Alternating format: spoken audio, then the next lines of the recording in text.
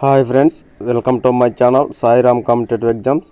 ఇంకా ఛానల్ ఎవరైనా సబ్స్క్రైబ్ చేసుకోకపోతే సబ్స్క్రైబ్ చేసుకోండి, లైక్ చేయండి, షేర్ చేయండి. ఈరోజు విద్యా ఉద్యోగ వార్తల గురించి తెలుసుకుందాం. మెగా డిఎస్సితో పాటు టెట్ జూలై 1 నోటిఫికేషన్కు కసరత్తు. నేడు పాత టెట్ ఫలితాలు విడుదల.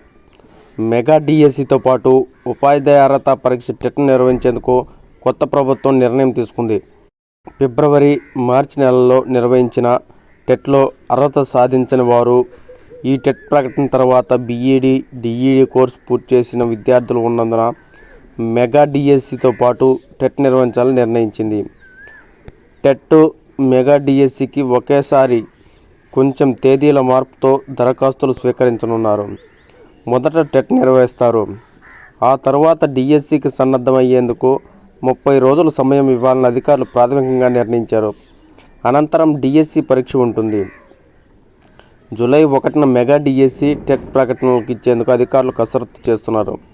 గత ప్రభుత్వం ఇచ్చిన ఎన్నికల డిఎస్సి ప్రకటన రద్దు చేసి కొత్తగా 16,347 పోస్టులకు మెగా డిఎస్సి ప్రకటన ఇస్తారు.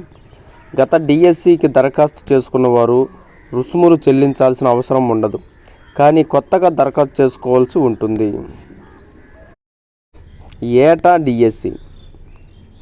ప్రతి ఏడాది డిఎస్సి నిర్వహించే అంశంపై ప్రభుత్వం పరిశీలిస్తుంది. ఏ విద్యా సంవత్సరానికి ఆ సంవత్సరం వచ్చే ఖాళీల అవసరం మేరకు డిఎస్సి నిర్వహిస్తే బాగుంటుందనే అభిప్రాయం వ్యక్తమవుతుంది.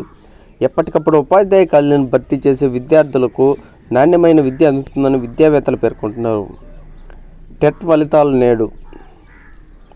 ఫిబ్రవరి 27 నుంచి మార్చి 6 వరకు నిర్వహించిన టెట్ ఫలితాలను మంగళవారం విడుదల చేసేందుకు అధికారులు నిర్ణయించారు.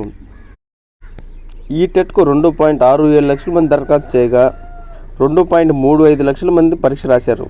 ఎన్నికల కోడ్ రావడంతో టెట్ ఫలితాల విడుదల వాయిదా పడింది.